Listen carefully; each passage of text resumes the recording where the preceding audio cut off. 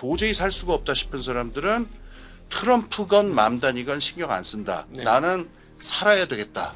이 체제를 갖다가 싹 갈아야 되겠다. 네. 이렇게 해서 Y축이 하나 더 생깁니다. AGI가 납득하고 처리할 수 있는 한 50개, 100개? 이 정도로 줄어들 거예요, 감정이. 그리고 만약 인간 세상에서 이것 이외의 감정을 표출하는 사람이 있으면 퇴출당할 거예요. 너 저 정신과 가서 상담 받아봐라. 이건 디스토피아죠.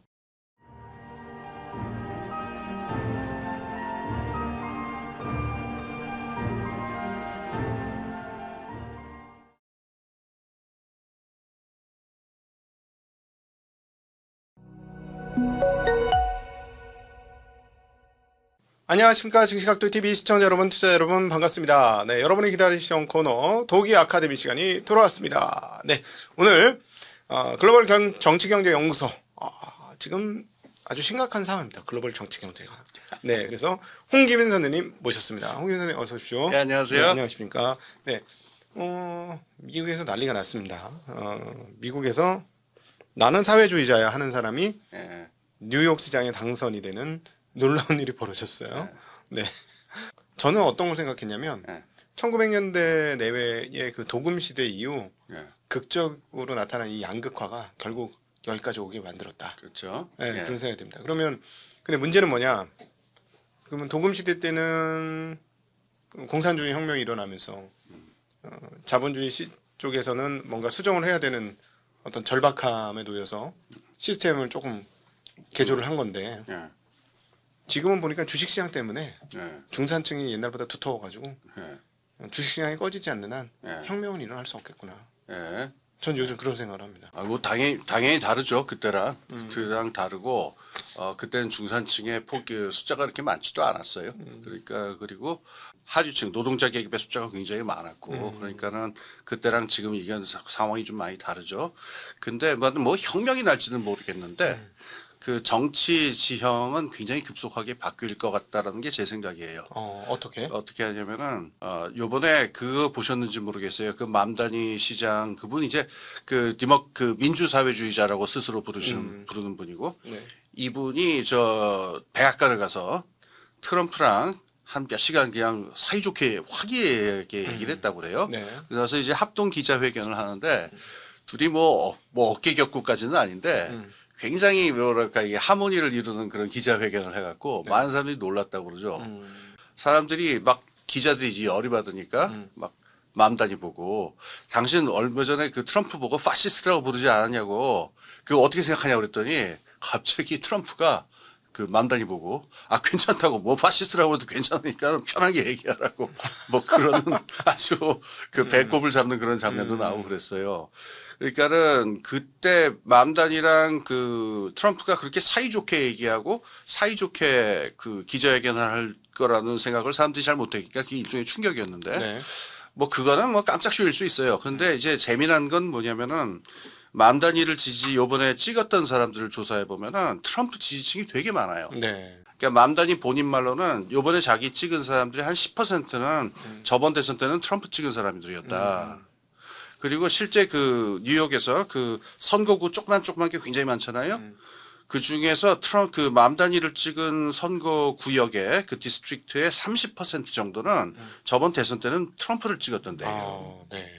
그래서 거기 어떤 조그만 동네가 하나 있는데 이 동네는 그 트럼프 찍었던 동네인데 85% 몰표가 나왔어요, 맘다니한테. 근데 이게 언뜻 이해가 안 되죠. 이 민주사회주의자라고 그러는 사람들은 뭐 그래도 이 사람은 그 과격한 사람 아닙니다. 그냥 북유럽 모델 정도 생각하는 이런 사람들인데 근데 트럼프는 그 오른쪽 극단에 있다라고 보통 많이 사람들이 생각을 하는데 많이 싸울 줄 알았는데 의외로 서로 합의하는 부분도 많고 지지 세력도 서로 좀 겹치는 부분이 있고 이게 어떻게 된 거냐 그래갖고 좀 당혹스러워 했었고 워싱턴 포스트 같은 데서는 아예 그 백악관 기자회견을 그냥 싸잡아서 저놈들 다 급진주의자들이야 이렇게 막 하는 그야말로 중산층의 목소리죠. 이런 게 나오기도 했어요. 근데 여기서 재미난 거는 뭐냐면은 이렇게 좌파의 지지 세력하고 우파의 지지 세력이 겹치는 현상이 있잖아요. 어떤 분들한테 굉장히 당혹스러울 텐데 이게 처음이 아니고 저번 2016년 처음 트럼프가 대통령으로 나왔을 적에 그때 버니 샌더스라는 사람이 있었죠. 그렇죠.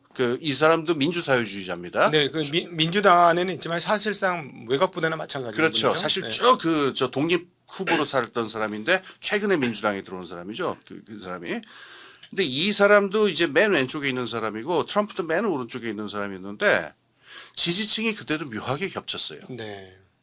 근데 이게 미국만의 현상이냐? 그게 아니고 잘 생각해 보시면 이탈리아의 경우에 그 오성운동이라고 하는 조그만 정당이 있어요. 네. 이 정당은 좌파인지 우파인지 도저히 알 수가 없고 그것도 극좌였다가 극우였다가 이래요.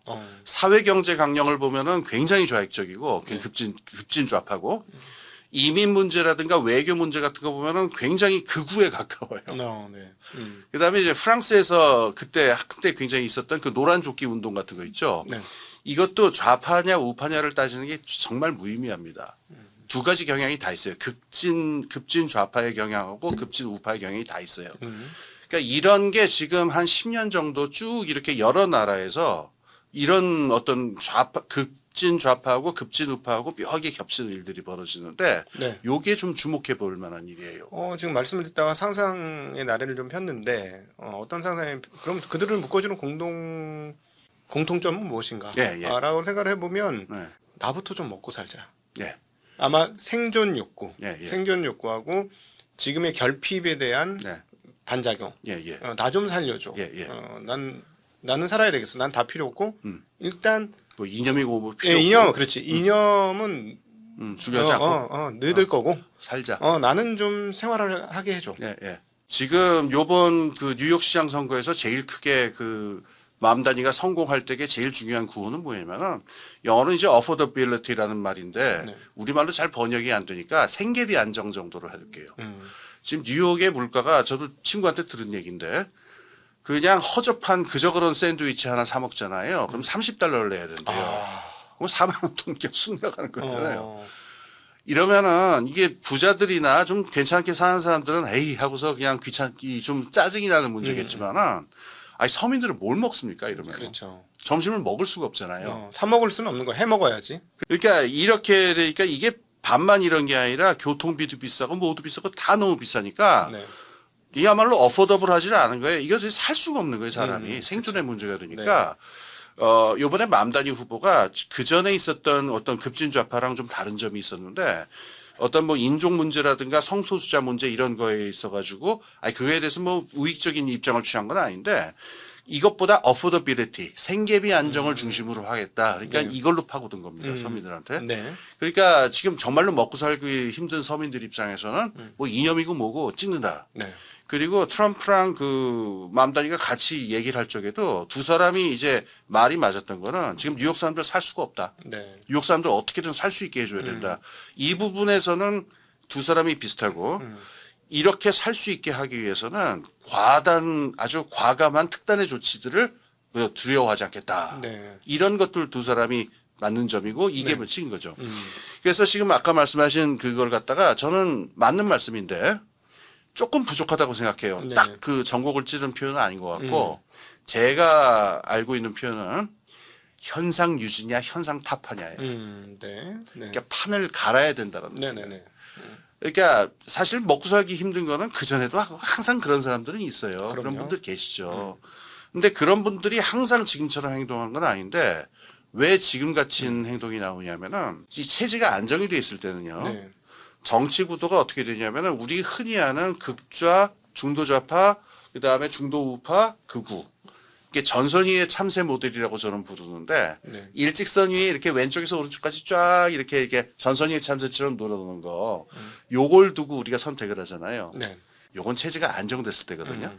그때는 사람들이 극단적인 거를 별로 좋아하지 않고 그냥 중간에 이렇게 표준 정규 분포 곡선처럼 가운데에 많이 몰려요. 네. 그러니까 좌파나 우파는 많은 표를 얻지는 못하고 요 중도 좌파, 중도 우파 요쪽이 주로 표를 얻어서 이런 모습으로 이렇게 만들어지니까 이른바 정치가 안정돼 있다 그러고 요 사이에서 그냥 왔다 갔다 합니다. 요게 체제 안정기인데 네. 체제가 이제 전환하는 상황에서는 어떻게 되냐면은 전쟁이 나기도 하고 네. 공황이 벌어지고 실업률이 하늘로 치솟고 물가도 하늘로 치솟고 사회 경제적 갈등이 너무너무 심해지고 그러니까 이 상태로는 살 수 없다. 이 상태의 세상은 지속 가능하지 않다라는 생각을 하게 되면은 이 판 체제를 다 바꿔야 된다는 생각들을 해요. 그러면은 정말 재미있는 현상이 벌어지는데 지금까지는 1차원이었죠. 직선 위에서 정치구도 생겼죠. 축이 하나 더 생겨요. 요건 뭐냐면은 기존 체제를 타파하자. 현상 타파 세력들이 생겨난다. 네네. 그러면 요 일직선에 이렇게 쫙 전선위에 참선처럼 이 막대기가 이렇게 구부러집니다. 네. 그러니까 가운데 있는 중도좌파, 중도우파는 계속 현상 유지를 그나마 지키려고 하는 온건 세력인데 왼쪽에 있었던 좌파나 오른쪽에 있었던 우파는 그래 이 판 갈아야 돼라고 하면서 Y축 쪽으로 쭉 가면서 이렇게 현상 타파 세력으로 이렇게 가는 거예요. 네. 그러다 보면은 이 전체적인 저거를 보게 되면은 상류층이라든가 기성 체제의 질서를 지키고자 하는 사람들은 온건 정당을 공화당 차라리 트럼프를 찍느니 민주당을 찍어버리겠다. 뭐 이렇게 해서 요 사이에서 왔다 갔다 하게 되고 양쪽에 있어서 도저히 살 수가 없다 싶은 사람들은 트럼프건 맘다니건 신경 안 쓴다. 네. 나는 살아야 되겠다. 이 체제를 갖다가 싹 갈아야 되겠다. 네. 이렇게 해서 Y축이 하나 더 생깁니다. 요거를 정치학에서 말발굽 이론이라고 그래요. 그러니까 네. 막대기처럼 돼 있었던 정치 구도가 이렇게 휘어가지고 말발굽 같은 모양이 나오잖아요. 요번에 그러니까 트럼프랑 맘다니 후보가 선출이 되고 그다음에 맘다니의 지지층의 상당수가 트럼프 쪽에서 넘어오고 네. 그다음에 트럼프랑 맘다니가 어쨌든 기자회견에서 굉장히 잘 지내고 이런 일련의 흐름 같은 것들은 지금 정치 구도가 이렇게 일직선이 더 이상 아니라 이렇게 휘고 있다는 걸로 네. 봐야 될 거예요. 그 결국은 빈부격차가 예. 이 상황들을 만들어 온 거고 그다음에 빈부격차의 고착화가 확실시 느껴지는. 예, 예. 예. 그것 때문에 이렇게 된 거 아, 아니냐. 그 중요한 점을 지적을 하셨어요. 네네. 그러니까 경제학 모델에서 좀 문제점이 사람이 자기 이익을 생각한다. 네. 그럴 적에 시간 지평의 문제를 좀 무시하는 경향이 있어요. 사람이 자기 이익이다라고 생각할 적에 네. 단기적인 이익이 있고 중장기적인 이익이 있거든요. 네네. 근데 지금 말씀하신 것처럼 사람이 자기의 어떤 경제적 이익이나 경제적인 전망을 생각할 적에 네. 10년, 30년, 50년의 장기적인 미래를 두고 보는 부분이 분명히 있잖아요. 네네. 그래서 여기서 좀 희망이 있다 그러면 이게 뭐 국채의 일드 커브랑 뭐 이게 다 있는 건데 그렇죠. 장기적으로 희망이 있다 그러면은 지금이 좀 괴로워도 참습니다 사람이. 네네네. 이 체제를 엎으려고 그러지는 않아요. 네. 근데 사람들이 정말로 이 체제 자체를 갖다가 이거를 다른 걸로 전환해야 된다는 생각을 하는 순간은 네. 지금 당장 1년이 힘들어서가 아니고 이거 이렇게 살아봐야 10년, 20년이 지나도 똑같겠구나. 그렇지. 아니 더 못해지겠구나. 뭐 살아 그냥 죽든가 살든가 그냥 둘 중에 네. 양당간에 결정을 내버리지 뭐 이런 개념인 거지. 그렇죠. 죽을 수는 없으니까. 그러니까. 체제 전환을 요구하게 되는 상황은 지금 말한 대로 지금 당장 못 산다고 되는 게 아니에요. 이러면 이 사람들이 10년, 20년을 갖다가 길게 내다보기 시작하는 순간 있죠. 이때부터 체제가 흔들립니다. 네. 근데 이게 지금 아이러니하게도 지금 세계 국제 시장에서 나타난 일이랑 거의 똑같은 상황이에요. 네. 사람들이 지금 흔히 그냥 일반적으로 안정돼 있는 일드 커브에 따라서 수익 곡선에 따라 움직이는 게 아니잖아요. 네네. 지금 30년 후도 걱정하고 뭐 12년짜리를 받다가 30년짜리를 받다가 왔다 갔다 하잖아요. 네. 이것처럼 사람들은 지금 살기 힘든 거를 20년, 30년 후로 투사해서 보게 돼요. 네. 이게 특히 심한 게 어디냐면은 젊은 사람들. 네. 그 미래가 안 보인다라고 하는 거는 정말 젊은 사람들의 그 절망감이 말할 수 없으니까 이 정치적이고 경제가 이제 합쳐 있는 종류의 분석인데 장기적인 체제 안정성을 볼 적에는 지금 말씀하신 그겁니다. 장기적인 전망과 희망이 사람들에게 있느냐 있죠. 네네네. 이게 지금 당장의 체제의 안전을 위협하는 문제가 돼요. 그러니까 이게 결국은 따지고 보면 자산 부채가 결합한 예. 이 사건. 그러니까 2008년도 리만 사태 이후에 엄청난 부채를 늘리면서 자산가 앙등으로 사실 자산 부채가 동전의 앞뒷면 같은 역할을 했는데 예. 자산 부채를 소유할 수 있는 사람과 예. 자산 부채를 소유할 수 없는 사람들 간의 극단적 격차가 예. 당연히 만들어졌고 예. 그러니까 생각보다 저는 미국의 뭐 401k나 이 주식시장이 워낙 활성화돼 있어가지고 중산층층도 매우 두텁고 예. 숫자도 많을 거라고 생각했는데 이번 그 뉴욕 시장 선거를 보니까 의외로 자산 부채를 보유하지 않은 숫자가 꽤 많구나. 그럴 수밖에 없습니다. 그거 왜냐면 도시의 역설인데요. 네. 이게 서울도 마찬가지인데요. 이건 제가 한 15년 전에 들은 얘기인데 그때 제가 머리에 딱 깬 게 있어요. 뭐냐면은 그 김밥 천국이라는 가게 있죠. 네. 이제 아주 저렴하게 우리가 식사 해결할 수 있는 곳인데 이게 제일 많이 분포한 데가 어딘지 아냐 그러더라고요. 그래서 잘 모르겠다 그랬더니 그 강남역 근처 이쪽이라고 하더라고요. 이게 무슨 얘기냐? 도시가 작동을 하려면요. 우리 눈에 보이는 건 주로 잘 차려입고 잘 이렇게 살아 보이는 투자자라든가 상류층이라든가 명품 소비라든가 이게 보이는데 네. 청소하는 분들이 계셔야 되고 네. 그다음에 거기 사무 보는 분들이 계셔야 되고 이분들은 도시 외곽에서 출퇴근을 하는 분들인데 이분들이 점심을 해결할 것이 마땅치가 않아요. 다시 말해서 도시가 커지고 크게 성장할수록 도시를 떠받치는 이 근로의 노동 인력이라고 하는 게 굉장히 많이 적어야 되는데 네. 뉴욕을 한번 생각해 보세요. 네. 네. 뉴욕에 보통 사람들 못 갑니다. 그러니까 보통 사람들 쉽게 관광을 갈 수 있는 곳도 못 돼요. 관광 네. 가고 싶어 하지만. 네. 그러니까 거기 굉장히 잘 사는 사람들이 있는 건 알겠는데 네. 도시가 작동을 하기 위해서 저 퀸즈에서 그다음에 브루클린에서 이 전차 타고 출퇴근하는 사람들 있죠.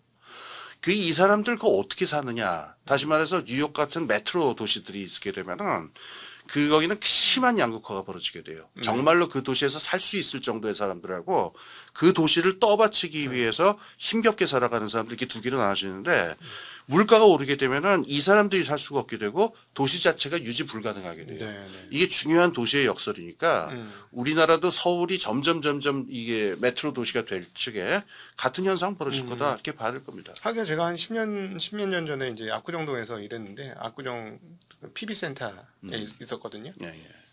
30명쯤 일했는데 압구정동에 사는 사람이 단 한 명도 없었어요. 당연하죠. 거기 어떻게 살아? 그래서 거기 보면 예.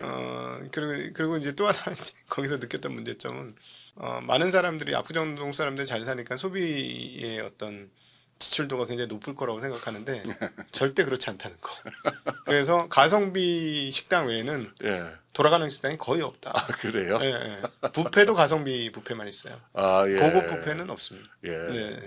뭐 한밭집까지는 아니겠지만. 네, 네. 뭐 거기는 왜냐면은 이제 뭐 자산 있는 사람은 다 은행에다가 다 부채로 상당 부분이 이렇게 잡혀 있고, 네. 근데 거기 오는 사람들은 네. 거기에 살 수 없는 사람들이니까, 예.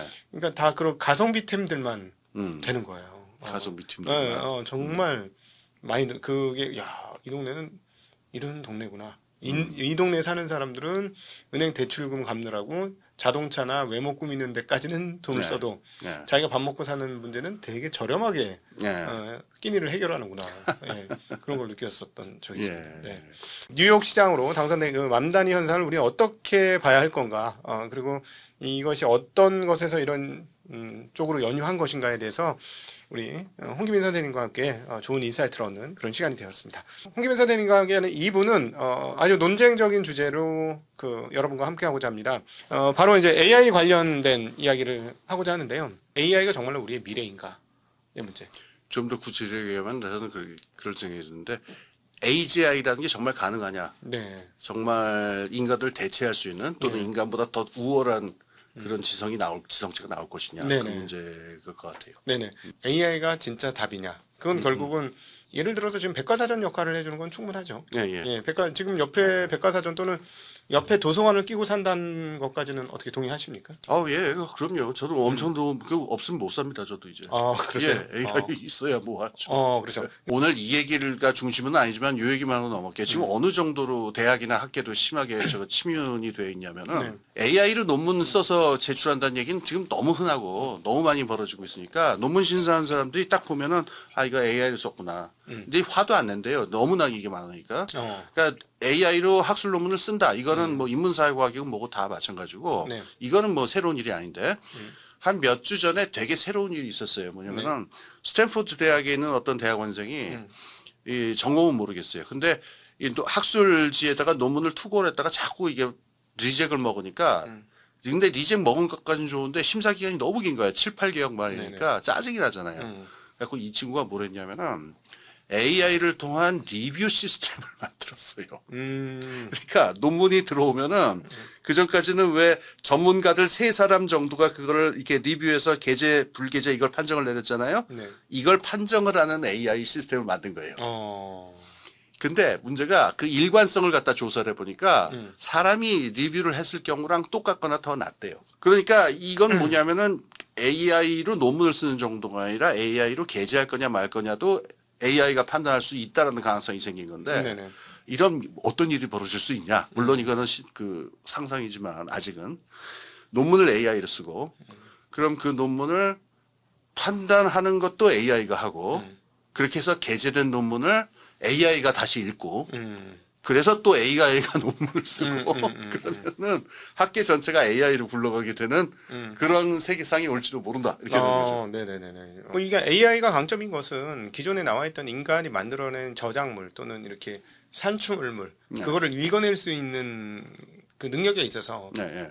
인간이 만들어낸 메모리 저장 장치 등을 통해서 어마무시한 양을 읽어내니까 예, 예. 그 부분에 있어서는 상당한 관점이 있는 것은 분명히 맞는 것 같아요. 예, 예. 그런데 이제 기술자들 최근에 이제 AGI가 시대가 곧 온다라고 거의 예. 확신을 하고 있어요. 가장 앞단에서 그 AI를 이끌고 있는 기업들이 AGI 시대가 오니까 이거는 목숨 걸고 쟁투를 해야 된다. AGI를 예. 먼저 선점하는 사람이 모든 걸 다 예. 위너 테이크스 올 할 수 있는 가능성이 매우 높다. 뭐 이렇게 예. 보는 것 같아요. 예.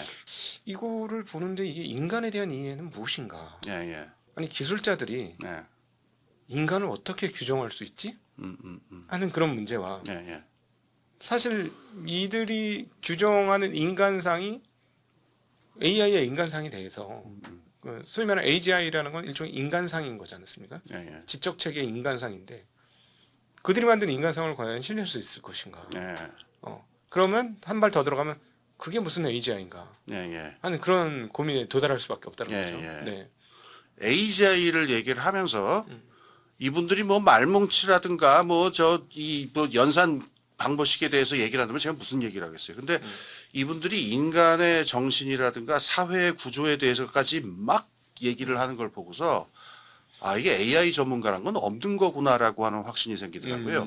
네. 이분들도 자기들이 모르는 분야에 대해서 너무 입을 막 열고 함부로 얘기하는 경우들 너무 많은데 이러니까는 이거 가만히만 있을 문제는 아닌 것 같다 그래가지고서 이거 조금 얘기를 해야 될 것 같아요. 네네네. 오늘 지적하고 싶은 거는 그 지금 아까 얘기하신 대로 인간의 의식이 그게 AI로 대체될 성격의 것이냐라고 하는 그 문제를 조금 말씀드릴게요. 네. AI가 잘하는 특히 그 언어 모델이라는 AI가 잘하는 거는 모든 종류의 상징을 읽어내요. 언어든 이미지든 음악이든 상징화되어 있는 그 심볼들을 읽어낼 수 있고 심볼을 근데 읽어내려면 굉장히 중요한 능력이 필요한데 심볼에 맥락이 있습니다. 그렇죠.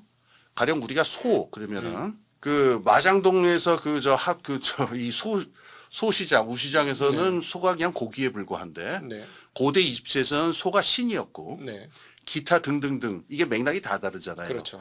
그 맥락에 따라서 심볼 그러니까 그 상징을 읽어낼 수 있는 능력이 필요하고 그거를 거기에 맞게 생성해낼 수 있는 새로운 맥락에서 새롭게 생출해낼 수 있는 능력을 말해요. 근데 여기에서 AI가 분명한 그 인간을 대체할 정도의 적을 가지고 있다는 건 제가 보기엔 의심의 여지가 없어요. 이게 어마어마한 변화를 일으킬 건 틀림없습니다. 근데 이게 AGI로 가는 거는 지금 말한 능력이 인간 이성의 전부다라고 하는 인간관에 기반하고 있어요. 네.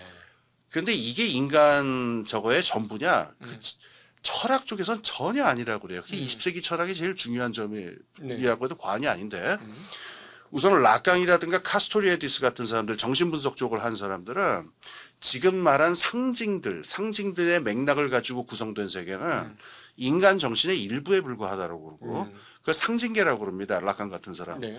이 아래에 뭐가 있냐면 상상계라는 게 있어요. 그렇죠. The imaginary. 네네. 이거는 그 상징과 상징의 질서로 깔끔하게 모습을 보이지 않는 그런 우리의 의식의 세계인데 우리가 그걸 언제 경험하면 밤에 꿈을 꿀 때입니다. 꿈을 꿀 때는 두뇌가 선형적으로 움직이지 않고 AI랑 똑같아요. 전면적으로 작동을 하거든요. 네. 이때는 그 상징의 질서와 맥락의 법칙에 따라서 의식이 가지 않고 전면적으로 가요. 이거는 상징으로 표현되지 않는 세계인데 네네. 문제는 인간의 의식을 보게 되면은 이 두 세계가 나눠져 있지 않고 연결돼 있다는 게 이게 인간 두뇌의 특징입니다. 네네. 요거랑 연결돼서 철학자 두 사람만 더 얘기할게요. 한 사람은 하이데거라는 사람인데 네. 하이데거 뭐 복잡합니다만은 이 사람이 해낸 인간 존재와 인간 의식에 대한 굉장히 중요한 통찰은 인간은 죽는 존재라. 네. 시간 안에 존재를 하게 되고 시간 안의 존재죠. 예, 네. 그래서 불안감을 가지게 되고 자기의 존재의 불안감과 유한성을 깨닫게 되는 것, 몸이 있으니까 네. 그게 인간 의식의 시초다, 기초다라고 합니다. 그래서 인간은 바로 여기에 있는 존재. 그래서 네. 현 존재. 그렇죠. 시간 안에 있는 현 존재. 나사인이라고 하는 거죠. 예. 네. 그러니까 지금인 그 인간 존재의 유한성과 불안감이라고 하는 게 의식의 기초가 되기 때문에 네. 인간이 뭐에 대해서 관심을 가진다든가 세계를 구성한다든가 논리나 상징을 구축한다라고 하는 거는 기본적으로 다 우리가 시간적으로 유한하다라고 하는 시간적 유한성에서 만들어지는 게 인간의 의식이다라는 건데 AI는 그게 없잖아요. 이 시간성이 없습니다. 네네. 그러니까 AI는 시간성이 없고 인간은 시간성이 있기 때문에 의식의 종류가 전혀 다를 수밖에 없어요. 네. 저는 여기서 뭐 인간이 우월하다, AI가 우월하다 이 말을 하는 게 아니라 그냥 다르다는 거예요. 네. 요 하이데거보다 한 걸음 더 나간 사람이 있는데 둘 다 이제 현상학 전통에 있는 사람들인데 그 프랑스의 멀로뽕띠라고 하는 사람이 있어요. 멜로뽕띠. 예, 네. 멜로뽕띠 그렇죠. 이 멜로뽕띠는 여기서 한 걸음 더 나가가지고 인간 의식의 기초는 몸이다라고 얘기해요. 그 사람 표현은 살, 네. 이 플래시, 살. 네네네. 인간 의식의 기초는 왜 살이냐? 데카르트부터 시작해서 쭉 서양 사람들이 보통 믿어온 인간 의식이라고 하는 거는 몸하고 전혀 동떨어져 있는 그냥 머릿속에서 벌어지는 작용이잖아요. 거기 또 에르고솜이라고 하죠. 예. 생각한다, 고로 나는 존재한다. 근데 이 메를로뽕띠가 가만히 관찰을 해보고 생각해본 그 결론은 이건 정말 잘못된 게 사람의 의식은 사실 몸에서 오는 감각이라든가 몸의 상태 있죠. 네. 이거에 의해서 나타난다. 이거 다른 말로 하자면은 인간의 두뇌라고 하는 거는 몸의 일부일 뿐이지 몸이 두뇌를 위해서 존재하는 건 아니거든요. 네. 그러니까 여기서 지각의 현상학이라고 그러는데 사람이 느끼는 뜨겁다, 춥다, 피곤하다, 그 다음에 욕망을 느낀다, 사랑스럽다 등등의 감정과 이 오는 감각으로부터 몸으로 느껴지는 이런 것들이 사실은 의식의 주체다. 의식을 만들어내는 주체다 이렇게 얘기를 해요. 그러니까 인간 존재가 그 몸을 근데 몸의 논리에 의해서 다 지배를 당하냐 그건 아니고 머리가 또 작동을 하니까는 자기의 욕망과 자기의 그 생체 작용에 대해서 일정한 질서를 부여하려고 그러고 훈련하려고 들고 이러면서 인간 존재가 끊임없이 생성이 되는 그게 인생의 과정이 되는 건데 제가 여기서 뭐가 우월하다 뭐가 중요하다라는 말은 게 아니라 지금까지 AI를 얘기하는 분들이 이게 인간 의식의 특성이라든가 이런 것들에 대해서 그냥 생각을 하고 말을 하는 것 같지가 않더라는 거예요. 네. 그냥 우리가 넷플릭스 보고 깔깔거리면서 좋아한다든가 그다음에 밥 먹으면서 맛있다라든가 네. 이런 종류의 그러니까 일반적인 의식 있잖아요. 이런 것들이 인간 의식의 전부다라고 생각하고 이건 AI가 다 할 수 있다. 네. 저는 그 말은 일리가 있다고 생각을 해요. 아까 말한 대로 상징으로 나타나는 모든 인간의 의식작용은 AI가 다 대체할 수 있고 인간보다 훨씬 잘할 수 있다고 저는 그렇게 생각을 해요. 네네. 근데 그건 인간 의식의 일부에 불과하잖아요. 네, 그렇죠. 문제는 어디서 발생을 하냐면은 AI가 AI에서 머물거나 특화된 AI로 나가는 게 아니고 인간의 의식을 완전히 대체하겠다. AGI로 나가겠다. 네. 라고 하는 시점이 되면은 여기서부터 문제가 됩니다. 이게 이제 등장하게 되면 엄청난 경제적 효율과 경제적 효율이라면 결국 경제성, 세이브하는 돈을 세이브하는 쪽으로 가서 혁신적인 경제 흐름을 만들어낼 것이다라는 얘기를 하는 걸 보고 저는 사실 약간 오싹했어요. 그래요. 무슨 말이냐면 경제적인 건 알겠는데 네, 네. 인간이 경제적인 존재로 다 네, 네. 설명이 끝나는 거야? 그건 아니잖아. 그러니까 무슨 말이냐면 이런 정도의 사람이 만든 AGI도 결국은 네. 경제 효율성을 올려주는 로봇이라면 좀 이해가 됩니다. 경제 효율성을 극단적으로 로봇이 올려주고 AGI라고 지칭되면 어떻게 되냐면 잘못하면 표준이 되는 거잖아요. AGI라고 선언하는 순간 그들이 표준이 되는 거잖아요. 그렇죠. 그러면서 어떻게 되냐면 사회 시스템들을 거기에 맞추는 거야. 오히려 그렇죠. 역으로 예. 인간에게 맞춘 사회 시스템이 아니라 예. 시스템에 인간을 맞추는 일들이 벌어지겠구나. 그래서 이게 AGI인데 네가 왜 이걸 AGI라고 생각하지 않는 거지? 넌 잘못된 생각이야. 그렇게도 나갈 수 있겠구나. 예, 지금 말씀하신 거를 알겠어요. 그거를 제가 좀 다르게 이렇게 제가 이거 정리해서 말씀드릴게요. 이렇게 될 텐데 인간의 감정이라고 하는 건 두 층위가 있는데 하나는 겉으로 화가 난 표정이라든가 올라간 언성이라든가 해서 이것도 일종의 상징이에요. 그렇죠. 언성이 올라간다든가 얼굴이 찌그러진다든가. 이렇게 표출되는 감정이 있고 그 표출되는 감정이 아래에 있어서 표출되지 않는 복잡한 여러 감정들이 있죠. AI는 뭘 할 수가 있느냐면은 표출되어 있는 감정도 이건 상징이니까 이것의 맥락을 정확하게 해서 아, 이 사람이 왜 화가 났구나, 이 사람이 화가 난 원인이 등등 어쩌구나 이런 거 할 수 있을 거예요. 그러면서 어떻게 했냐면 아까 뭐 잠깐 얘기를 하니까 그 감정의 정도에 대해서 숫자를 매겨서 1에서 10까지 뭐 이걸 줄 수도 있고 그 네. 보통 이걸 하는 것처럼 등등 해서 감정에 대한 어떤 저거 반응을 하는 저거 만들 수 있을 텐데 이건 정확하게 말하면 감정이 아니고 감정의 시뮬레이션이죠. 네, 그렇죠. AI가 정확하죠. 잘할 거예요. 못할 리가 없습니다. 굉장히 네. 잘할 거고 잘 네. 읽어낼 거고. 근데 시뮬레이션은 시뮬레이션일 뿐이고 이 아래에 있는 그 겉으로 드러나지 않고 우리 속에 있는 그 미묘하고 또는 어떨 때는 눌러야 되는 이 감정들은 이것까지 오지는 않겠죠. 네. 근데 문제는 이런 겁니다. 이게 AI만 할 수 있는 게 아니라 우리가 네. 원하지 않는 술자리에 가서 우리가 항상 하는 일이에요. 네, 네, 네. 표정을 만들기도 하고 웃기지 않는데 웃어주기도 하고 네. 어떨 때는 일부러 화를 내야 되기도 하고 뭐 이런 일들이잖아요. 그렇죠. 이게 인간의 감정을 대체하는 거냐, 인간의 감정을 완전히 저거 한 거냐, 당연히 아니잖아요. 네네. 근데 여기서 이제 재밌는 일이 벌어질 거예요. AGI에 지금 들어간 돈이 얼마입니까? 지금 AGI 프로젝트 망했다가는 세계 경제가 10년 동안 못 일어난다 이런 얘기를 하는데. 지금 뭐 1년에 7천억 달러 얘기가 나오고 있습니다. 그러니까 틀림없이 어떤 일이 벌어질까 하냐면은 이게 AGI다라고 우기기 시작할 겁니다. 네. 그래서 지금 표준이라고 말씀하셨잖아요. 네. 인간의 감정은 이게 맞아라고 하면서 감정의 표준이 인간이 아니고 AGI로 바뀌는 일들이 벌어질 수 있겠죠. 저는 어느 정도 유사한 감정, 네, 그러니까 인간 유사성을 네. 띌 수는 있을 것 같아요. 그걸 이제 처음 딱 보니까 이거 어떻게 만들지? 곰곰이 생각해 보니까 감정을 어떻게 디지털 또는 숫자화하지? 예, 예. 결국 컴퓨팅이라는 건 숫자니까. 예, 예. 아, 그러면은 다양한 것들을 아까 말씀하신 대로 숫자를 넣겠구나. 예, 뭐 예. 0부터 1000까지 넣든 0부터 100까지 넣든 0부터 10까지 넣든 해가지고 뭐 이렇게 짜맞추기 기법으로 해가지고 화남과 기쁨을 동시에 할 때 네. 번호가 어떻게 나오고 뭐 네. 이런 것들을 해가지고 하긴 하겠죠. 100 몇십 년 전에 그 톨스타인 베블린이라고 제가 여러 네. 번 얘기하는데 이 사람 책에 정확하게 그 얘기 나오는데 인간 생활의 모든 것이 스탠다다이즈드 이렇게 표준화될 것인데 네. 인간의 욕망이 표준화될 것이더라고요. 산업 표준에 맞출 것이다 인간의 욕망이. 네, 네. 쉬운 예로 이런 얘기, 이건 그리고 실제로 지금까지는 많이 계속 벌어져 왔던 일인데, 우리가 생활에서 경험했던 얘기를 한번 봅시다. 우리가 1980년대 정도로 가서 그때 영화나 텔레비에 나오던 미남, 미녀 배우들의 얼굴을 보면 굉장히 다양합니다. 네. 남자 배우들도 굉장히 다양하고, 여자 배우들도 외모가 굉장히 다양해요. 근데 다 미남이고 다 잘생겼어요.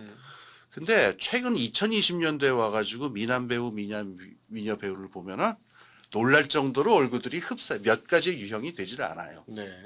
이건 뭐냐면은 이 자본주의에서 그러니까 사람의 욕망을 몇 가지로 분류할 수 있어야 대규모 그 상업 프로젝트를 할 수가 있고 상품을 팔 수 있고 광고를 할 수가 있게 되니까 네네. 이게 미남이다, 이게 미녀다라는 표준이 상당히 표준화된 거예요. 이런 일들이 도처에서 벌어집니다. 하긴 명품 소비도 사실상 뭐 100년 전으로 보면 명품 소비라는 게 뭐 모자 깃털이고 뭐 이러니까 예. 뭐 전혀 다른 명품인데 지금 명품 백을 가져야 명품 소비라고 하는 그렇죠. 것도 예. 우리의 어떤 취향까지도 획일화시켰다. 에르메스가 그것도 그 짝퉁이 붙은 거 말고 진짜 에르메스가 붙어 있어야 우리가 명품이라고 그러지. 그렇죠. 이거 우리 할머니가 그 우리 할머니 집에서 10대 손 내려온 그런 명품이다. 이거 안 통합니다. 이게 무슨 명품이에요. 네, 그러니까요. 그러니까 그 AGI도 방향성이 그렇게 잡힐 수 있다라는 거죠. 이러면은 이제 굉장히 무시무시한 일이 벌어질 수 있는데 인간 세상에서 감정의 종류가 인간의 감정이 몇 가지나 될 것 같으세요? 저는 숫자도 셀 수 없다고 생각하는데 네. AGI가 납득하고 처리할 수 있는 한 50개, 100개? 이 정도로 줄어들 거예요, 감정이. 그리고 만약 인간 세상에서 이것 이외의 감정을 표출하는 사람이 있으면 퇴출당할 거예요. 술자리 분위기 깨고 회사 분위기 어지럽게 하고 집 가정 분위기 망친다 그래가지고 너 저 정신과 가서 상담 받아와라. 이것도 신종 무슨 디스오더다, 장애다 그래갖고 네. 약 먹어야 된다, 그다음에 저거 해야 된다. 이건 디스토피아죠. 대학에서 지금 나타나고 있는 문제 같은 거의 본질이 뭐냐면은 네. 가령 어떤 주제를 놓고 에세이를 써오라고 그러면은 의견이 1000가지가 나오는 게 사실은 이상적이에요. 그렇죠. 네네네. 사람마다 생각이 다를 수 있고 네. 다 발전의 여지가 있으니까. 그런데 이제는 어떻게 되면은 그 사람 만약에 정말로 학생들이 자꾸 AI에 의존해서 리포트를 써낸다 그러면은 리포트의 내용이 한 3가지, 4가지. 그 아주 지적인 학생이 있다면은 프롬프팅을 아주 그 고차적으로 해가지고 상당히 디벨롭을 시킨 그런 리포트를 낼 수도 있겠지만은 고작 거기서 거기겠죠. 그러면은 어떤 문제에 대한 견해의 종류도 한 4가지, 5가지 정도로 줄어들기 시작하는데 표준화되지 않은 의견, 표준화되지 않은 감정, 표준화되지 않은 인간 존재의 측면들은 여기서부터 이게 배제되기 시작하는 거죠. 그러면 AGI가 판단의 기준이 되고 그 인간 세상은 그 판단의 대상이 되는 거니까 이거는 물론 가능성에 불과합니다만은 이게 사실은 많은 철학자들이나 이 문화 연구하는 사람들이 두려워하는 종류의 디스토피아인 건 맞아요. 저는 근데 이런 고민이 과다할 수도 있다라고 생각하시는 분들도 있는데 제가 좀 놀란 거는 AI 이걸 하면은 저 이렇게 기술자분들이나 이거 자연과학 쪽에 계신 분들이 이 문제를 이렇게 생각 안 하는 줄은 잘 몰랐어요, 저는. 네, 그러니까 조금 저는 철학자들이 다 붙어 있을 거라고 생각했거든요. 아니더라고요. 전혀 아닙니다. 네. 전혀 아니더라고요. 이거는 그 자연과학이나 공학에서 답이 나오는 문제가 아니니까 이거는 철학하고 함께 가야 된다라는 얘기 정도인데 네. 그럼 지금까지는 철학하고 함께 오지 않았었구나라고 자기들이 알고 있다고 생각하고 그럼 이 얘기를 해왔던 것인가 하는 의문이 생기더라고요. 지금 아주 고민하고 있는 게 감정을 어떻게 컴퓨팅화 시킬 것이냐. 예. 감정이 다른 거다. 컴퓨팅하고 감정이 다른 거다. 여기까지 생각을 하더라고요. 그러면 그 감정의 기초는 어디에 있느냐 등등등에 대해서 몇천 년 동안 철학이나 인문학에서 해왔던 얘기가 있는데 네. 그러면은 이런 얘기를 지금까지 안 해오고 AI까지는 모르겠는데 AGI라고 하는 어마어마한 프로젝트를 하면서 지금까지 이런 고민을 안 하고서 그러면 AGI라는 프로젝트를 생각을 했던 거냐라는 저도 모르겠어요. 제가 몰라서 그런 걸 수도 있는데 저는 굉장히 당혹스러웠습니다. 네. 그냥 철학적인 얘기처럼 들리고 그냥 뭐 이론적이고 그런 얘기처럼 들렸다고 생각하실지 모르겠는데 저는 이게 왜 중요하다고 생각하시죠? 왜 중요하다고 생각하냐면은 가령 뭐 AGI 1.0이 나왔다고 합시다. 네. 근데 그걸 가지고 실제로 적용을 해보니까 무지막지하게 도처에서 문제가 생기고 사람들이 짜증을 내고 AI가 만들어낸 그런 이미지들은 산티가 팍팍 나잖아요. 네. 그러니까는 이 AGI를 가지고서 세상 일에 여기저기 적용하다 보니까 큰 한계가 있고 여러 문제가 벌어지다. 이러면은 이 프로젝트가 엎어지는 것까지는 아니겠지만은 너무나 많이 들어오니까 또 어떻게든 하겠죠. 네. 그러니까 이렇게 일사천리로 금방 오지는 않을 가능성이 높다는 거죠. 그 비슷하게 만들어진다 하더라도 사람들이 이게 AGI야? 라고 하면서 받아들일 수 있을 정도의 것이 될 거냐. 그게 아니라고 한다면은 그 투자 기간은 그러면 어떻게 늘어나는 것이며 그 수익성은 어떻게 계산해야 되는 것이며 하는 복잡한 문제들이 생겨나겠죠. 결국은 수익성에 맞추겠죠. 그러면 세상을 거기에 맞춘다? 네, 수익성에 맞춥니다. 그래서 어떤 측면에서 보면 우리가 끝없이 우리가 도구를 만들다가 도구적 인간이었는데 도구에 규정된 인간으로 바뀌는 거 아닌가 이런 생각도 들고 화폐는 편하려고 사용했는데 나중에 되면 화폐가 우리를 옥죄고 규정하고 우리가 화폐라는 감옥 속에 갇히게 되는 것처럼 이게 말씀하니까 그 재밌는 얘기가 있는데 거기에 억지로 맞추는 과정이 뭐가 있었냐면은 미국에서 30년대 40년대까지는 청춘 남녀들이 가령 스킨십을 갖고 싶다 그러면은 그 장소가 대부분 풀숲이거나 그러니까 물론 그 상대편 그 집이 비었을 적에 뭐 가서 뭐 그럴 수도 있는데 그래서 30년대까지는 영국이나 미국이나 이게 영화도 그렇고 그림도 그렇고 이렇게 좀 말하겠는데 그 수풀에서 이렇게 이제 카페트 같은 거 깔아놓고 그 와인이랑 빵 싸들고 이렇게 야유회 간다 그러면 쟤네들 그러러 가는구나 뭐 이런 게 많았는데 50년대부터는 자동차를 팔아야 되잖아요 산업이. 그러니까 그거를 스킨십을 이제 자동차에서 하는 문화가 50년대부터 그게 해가지고 그러니까 50년대 60년대에는 풀숲에 가가지고서 이 카페트 깔아놓고 이 문화 이런 걸 누가 하려고 하면 그게 무슨 썰렁한 짓이냐. 이게 말하자면 표준화된 그런 거에 한 예가 되겠죠. 그런 일들이 뭐 벌어질 수 있을 것 같아요. 근데 이게 편리함이 상당히 크다면 또 일정 수준 규정화 될 수도 있을 것 같아요. 우리는 이미 지금 우리가 살고 있는 이 삶이 자유로운 삶인가? 저는 자유를 엄청나게 추구하는데 정말로 자유로운가? 그 말씀하니까 굉장히 재밌는 적이 하나 있어요. 이게 시간이 조금 허락된다면 제가 요 얘기는 좀 할게요. 그 뭐냐면은 지금까지는 AGI가 과연 그 포괄하지 못하는 인간 존재가 얼마나 많으냐 이런 얘기를 해왔는데 제가 반론을 좀 하나 해볼게요. 여기에 대해서. 야 지난 20, 30년 보니까 인간의 의식이라고 뭐 별게 있는 것도 아니더라라는 반론이 있을 수 있어요. 한 예를 들어볼게요. 음악을 하게 되면은 제가 그 중학교 1학년 때 낙원상가에 가니까 그때는 악사 형들이라는 분들이 그 악기상가에 계셨어요. 그러니까 어디서 잔치한다 그래서 그 음악 연주할 사람들 필요하다 그러면 3명짜리, 4명짜리 밴드 짜서 좀 보내주시오라고 이제 주문을 해요. 그러면 이제 베이스 치는 형, 색소폰 부는 형, 드럼 치는 형 몇 명 이렇게 해서 가고 그랬어요. 음악을 이렇게 했는데 조금 있다 80년대 말에 노래방 기계가 나오니까 이 형들이 다 일자리를 잃었어요. 그 다음에 이게 좀 더 발전하면 어떻게 되냐면은 샘플링이라고 하는 게 나오고 음악을 연주하는 게 이게 손으로 하고 뭐 몸으로 하고 이러는 게 아니고 다 기계적인 과정으로 돼 간단 말이에요. 네네. 그래서 2000년대 한 2005년인가 제 친구 음악하는 친구가 저한테 해준 얘기인데 요새는 작곡 금방 한다. 샘플링 같은 거 해서 탁탁탁탁 해가지고 하면은 이리저리 조합하면 금방 나오니까 자기 어제 노래를 하나 만들었는데 그 노래 플레잉 타임보다 노래 만드는 시간이 더 짧게 걸렸다. 한 3분 만에 하나 뚝딱 만들었다. 이러거든요.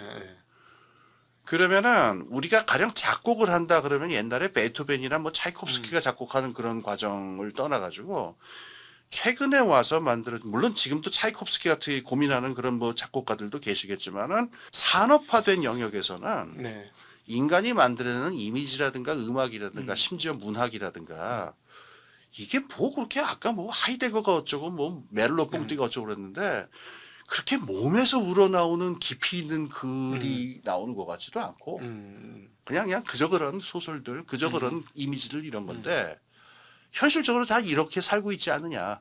다시 말해서 산업화된 영역에서 보자면은 AGI가 충분히 가능한 게 아니냐.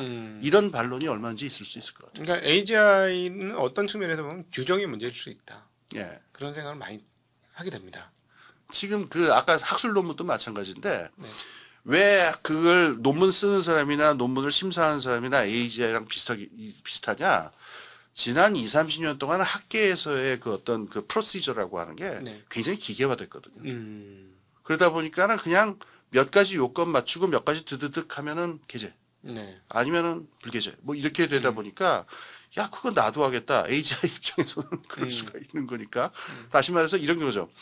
AI의 능력은 폭발적으로 이렇게 올라오고 있고 인간들의 집단적인 어떤 지성적인 능력은 이렇게 하락하고 있고 그러다 중간 어디선가 이렇게 만나게 되면은 아 이게 AGI지 뭐 별게 AGI냐 이렇게 말하는 것도 얼마든지 가능하지 않겠어요? 그럼요. 아, 이 정도 하면 됐지 뭐 이렇게 할 수 있는 거죠. 아니 너가 이 정도 할 수 있어? 너가 얘보다 많이 알아? 뭐 이렇게 하면서 박상이지요.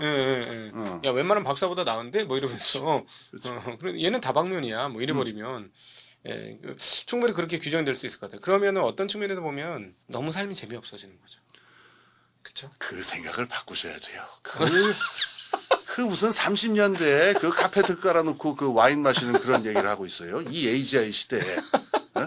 AGI가 제공하는 것을 보고 즐길 줄 알고. 아니 그러니까 우리가 러다이어트 운동에서 단순한 일자리가 대체됐잖아요. 그 힘을 많이 쓴 일자리 이런 것들이 기계에 대체됐는데 제가 보니까 정신노동의 단순한 일자리는 대체되는 게 이로 인해서 이루어질 것 같아요.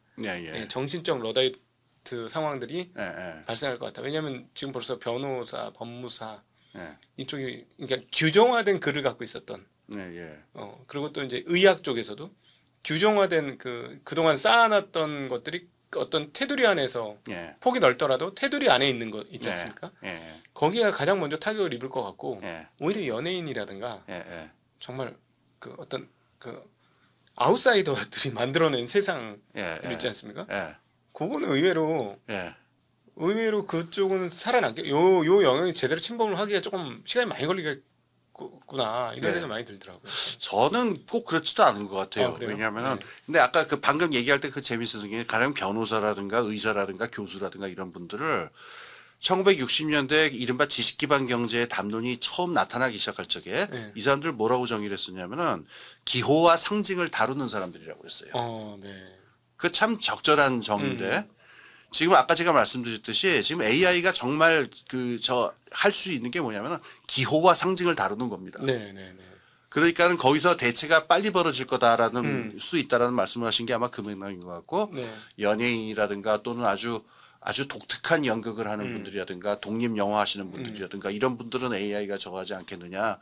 분명히 좀 더 시간이 걸릴 것 같긴 해요. 그런데 AI가 이거를 못할 거다라는 생각은 안 해요, 저는. 왜냐면 이것도 어쨌든 상징적 상호작용은 맞거든요. 네네네. 아무리 독특한 독립 영화라 해도 네. 아무리 그 독창적인 음악이라고 하더라도 어쨌든 그것도 그 상징으로 나타나게 돼 있기 때문에 네. AI가 좀 더 학습을 하고 좀 더 연산력이 뛰어나다면은 얼마든지 품어 안긴 할 것 같아요, 저는. 그럼 뭐가 남을까요? 세상에서 가치가 있고 의미가 있는데. 그건 아니 뭐 AI가 한다고 해서 가치 없고 의미 없는 건 아니고 네네네.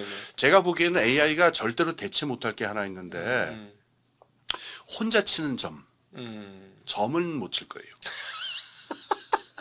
아 잠깐 근데 치는 점이 있어요. 뭐냐면은 가령 우리가 점장이나 무당 이거 하시는 분들한테 가면은 이분들이 항상 신기로 답을 하시는 건 아니고 대충 유형을 보면은 그렇지. 그러니까 이게 50대 후반에 그 늑수구레한 중년 남자가 거기 앉아 있다 그러면 뻔한 거 아닙니까? 잘렸든가 뭐 애가 말을 안 듣든가 뭐 몇 가지 뻔해요. 그러니까 거기에 맞춰서 이제 그 기성의 답을 주고 그렇게 대처하는 경우들도 많아요. 이건 AI가 분명히 너무나 잘할 겁니다. 네네. 근데 이런 거 있죠. 진짜로 신기 어린 점이라든가 네. 점 중에 뭐가 있냐면 솔리테어라고 하는 점이 있는데 혼자서 트럼프 카드로 치는 점이에요. 이거는 그렇게 할 이유가 없잖아요. 정말 내 미래가 궁금하고 괴로워서 하는 점인데 이런 건 못하게. 이건 상징을 넘어선 영역이니까. 요건 못할 거고 상징을 넘어선 종류의 인간 활동들은 AI는 못해요. 상상이라든가 기타 네. 등등. 네. 그런데 이게 인간 생활에서 지금 몇 프로나 차지하고 있느냐 이거는 다른 문제가 되죠. 네. 사람의 마음을 긁어내고 끌어내고 하는 그런 활동들? 예. 예. 그런 것들이 되게 의미 있는 활동으로 점차 바뀌지 않을까 하는 생각이 좀 듭니다. 그렇죠. 그러니까는 가령 아주 그 미묘하고 사람을 갖다가 마음을 복잡하게 만드는 영화가 있다고 그럴 적에 AI가 그거를 평할 수 있느냐. 그러니까는 그거를 여러 종류의 평과 이런 것들을 정리하고 요약해서 이 정보를 줄 수는 있겠지만은 AI가 그 영화를 실제로 감상할 수 있느냐 그건 다른 문제거든요. 한국의 문제작 중에 하나죠. 박찬욱 감독의 헤어질 결심 같은 거를 평가하라 하면은 평가를 하겠지. 평가를 하겠죠. 예. 글은 나오겠지. 그런 나오겠죠. 예. 근데 그게 이제 그야말로 옛날 표현이지만 심금을 울리는 우리의 감정, 우리 마음속에 있는 심금하고 뭐 그건 많이들 지적하시니까. 네네.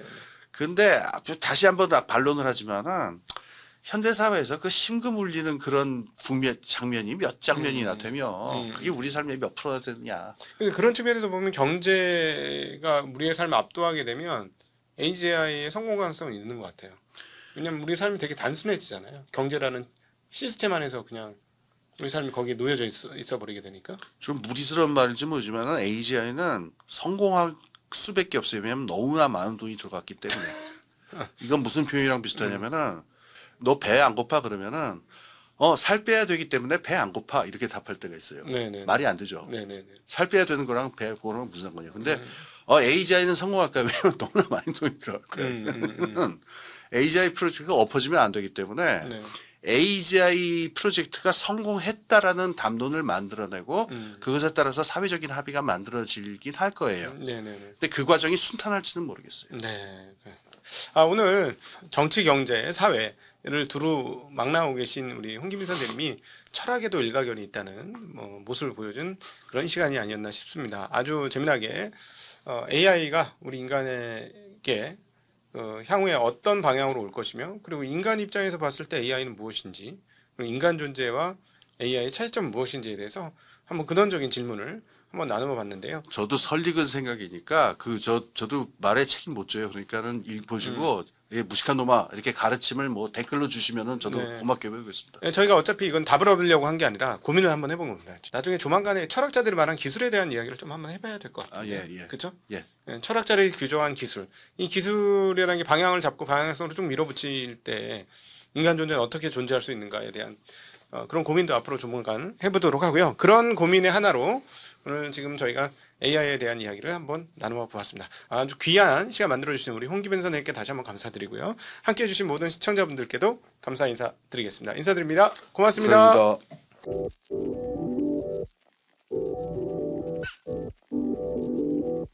감사합니다.